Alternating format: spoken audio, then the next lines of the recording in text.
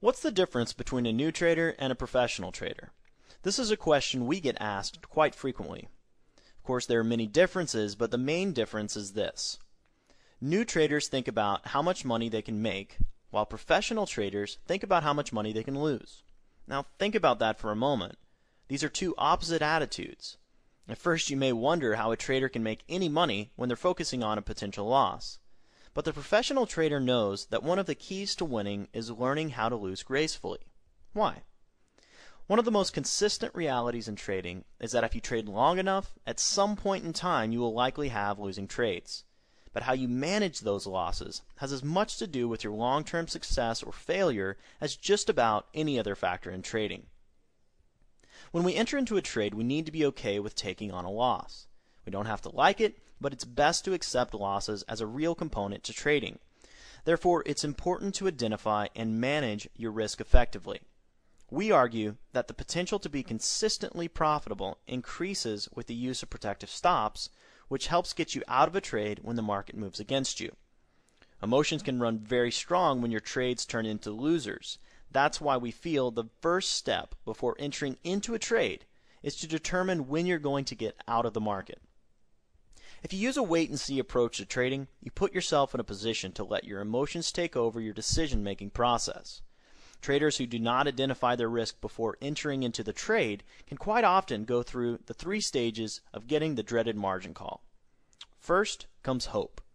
You hope the market comes back from a losing trade to a winning trade. But when hope doesn't work, you try wishing.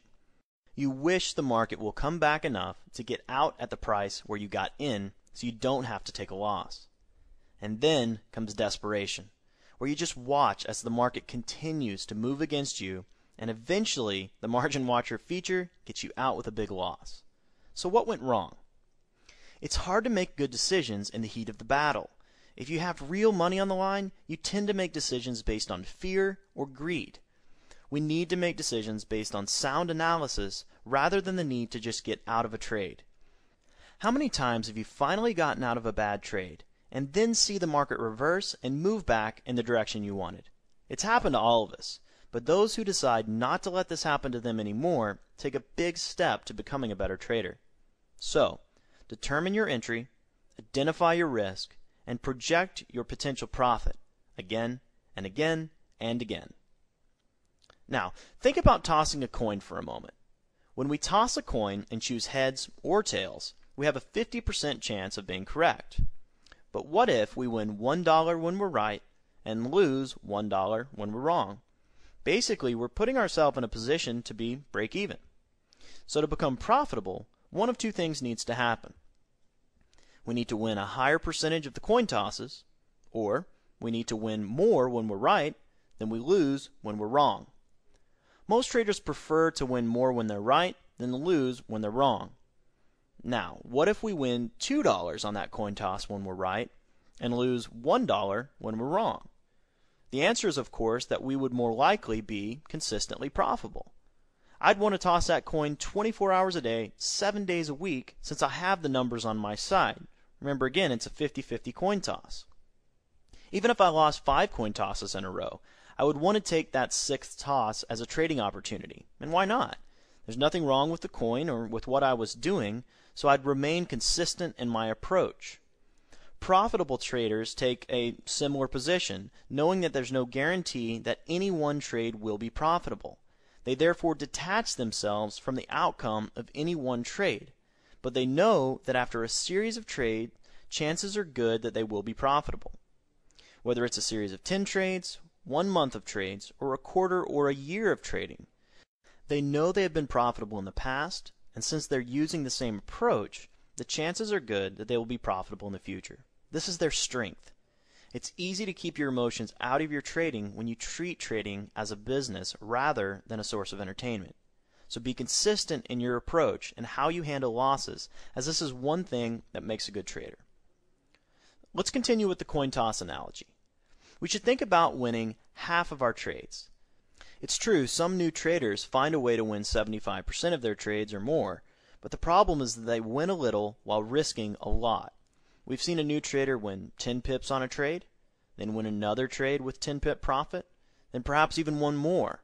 But when they try to win 10 pips on the fourth trade, the market does not behave, and they may end up losing 50 pips on the trade in an effort to win 10 pips.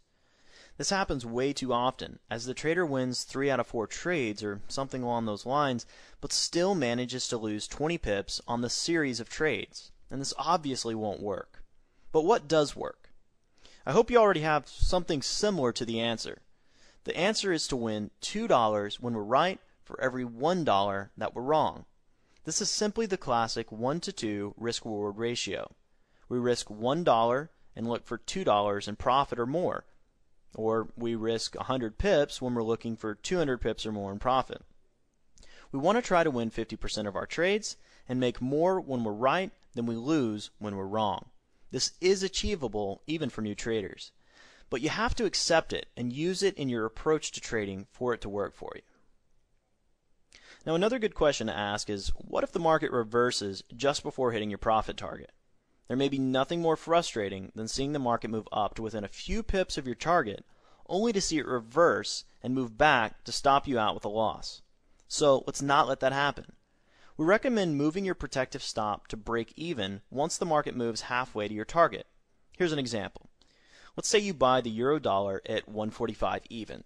You place your protective sell stop at 144 even for a risk of 100 pips. You place your limit order to take profits at 147 for a potential gain of 200 pips, so we have a 1-to-2 risk-reward ratio. When or if the market moves halfway to your target, which would be the 146 level, you can move your stop from 144 up to the entry of 145. This means that at this point you can break even or profit 200 pips on the trade, which is a nice position to be in. The other main point of money management is how you manage your account. So a good question to ask yourself before entering into a trade is, how many lots should I open? To get a better understanding of how to determine this, consider the following. Let's assume you have a $5,000 account balance and you place a 25 lot trade on the euro dollar. That's 250,000 units, which means your cost per pip is $25. Let's assume you've prepared for a 100 pip loss on this trade. A 100 pip loss at $25 per pip comes out to be $2,500. With a $5,000 account balance, it doesn't make much sense to open 25 lots and risk half of your account balance on a single trade, does it? Remember the coin toss. What if we were to lose 5 trades in a row in spite of a long-term 50% win ratio on our trades? The problem, of course, is that we could run out of money before winning another trade. So we want to risk a limited number of pips and a limited amount of our account balance so we can continue trading even after a few losses. We recommend not risking any more than 5% of your account balance at any one time. To get a better feel for calculating your trade sizes so that you can achieve this goal, let's go through some calculations together. First, 5% of $5,000 is $250. To make sure that you don't risk more than 5% of your account, you'll want to risk no more than $250 at any one time. To do this, you'll need to follow 2 steps. The first step is to determine your stop on the trade. Let's again assume you're willing to risk 100 pips on a particular trade. Next, you'll need to find out the pip cost per 10K lot for the pair you're trading. You can view the per lot pip cost from the pip cost column within the simple dealing rates window of the platform. For this example, let's assume we're trading the dollar yen, which has a per lot pip cost of about $1.10.